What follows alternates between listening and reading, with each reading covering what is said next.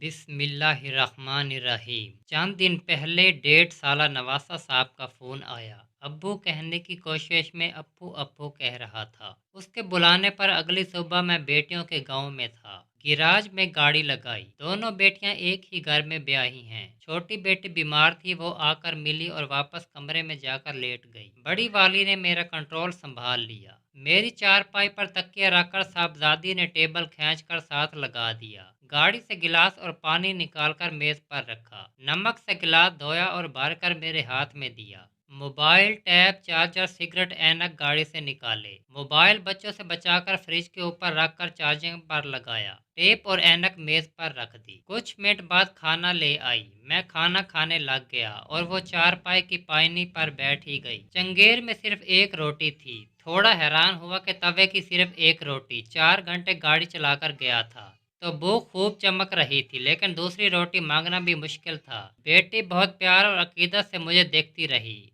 अभी पहली रोटी का आखिरी लुकमा हाथ में था तो वो फौरन ही दूसरी गर्मा गर्म रोटी पकाकर ले आई। मैंने कहा कि बेटी पहले ही 2 रोटियां ले आती। वो बोली, अब्बू जी, आपके खाते खाते दूसरी रोटी ठंडी हो जानी थी तो इसलिए पहली नहीं लाई। रात 11 बजे हम लोग सो गए। मैं टीवी लाउंज में और बेटियां अपने अपने कमरे में। उस दिन खूब बारिश और सालाबारी हो रही थी। सर्दी लगने लग गई। देखा तो ऊपर करने के लिए खेस न था। सोचा बेटी को उठाकर खेस का कहूँ, लेकिन दिल न माना कि सारा दिन काम कर कर के मेरी प्यारी बेटी थकी हुई होगी। अब आधी रात वो खेस कहाँ से ढूंढती फिरेगी। उठने सीने से लगाकर ठठरता हुआ सो गया। पिछली रात थोड़ी आहट महसूस होने पर आंख खोली। देखा तो खेस हाथ में लिए बेटी पास खड़ी मुझे देख रही थी। मैं आंखें मूंदे मीसना बनकर लेटा रहा। उसने मुझे सोया समझकर बहुत अकीदत के साथ मेरे दोनों पैर उठाए और खेस का एक सिरा पैरों के नीचे दबा दिया। एक हाथ के साथ हौले से मेरा सर ऊपर करके खेस का दूसरा सिरा सर के नीचे किया। कमर की तरफ आकर तीसरा सिरा कमरे के नीचे कर दिया। फिर सामने की तरफ आकर उंगली के साथ मेरे नाक के सामने आया खेस हटाया ताकि अब्बू को सांस लेने में मसला ना हो। इधर से फारिग होकर बेटी ने पानी का गिलास चेक किया तो वो खाली था। पानी वाली बोतल खोलकर गिलास भरा और टेबल पर इस तरह से रखा कि मैं लेटा लेटा ही गिलास उठाकर पी सकूं। पराई जगह पर नींद कम ही आती है। सहरी के वक्त बेटी फिर मुझे चेक करने आई।